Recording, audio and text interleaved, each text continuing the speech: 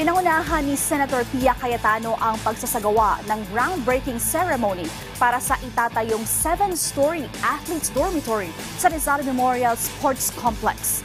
Yan ang ulat ni Daryl Oclares.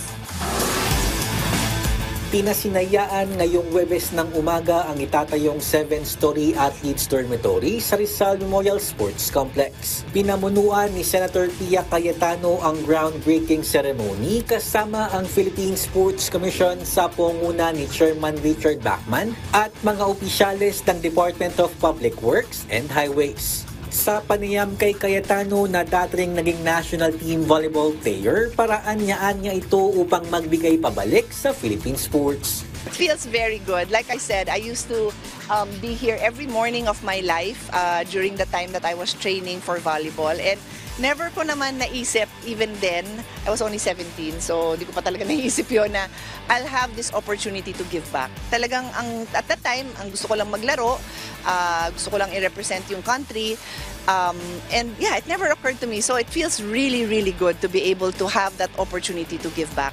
It's a blessing, it's a privilege that I have. Kabuuang 120 manlalaro ng boxing at pencak silat ang gagamit sa dormitoryo na may kasama ring mga training venue.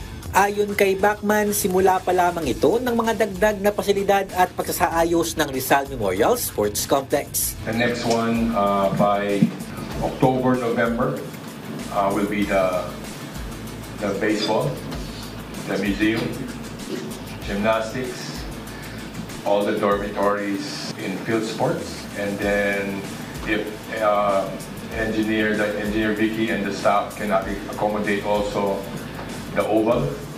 Inaasahan na abutin ng 4 na taon bago maipatayo ang 7-story athletes dormitory na tiyak na mapapakinabangan ng ating mga pambansang atleta.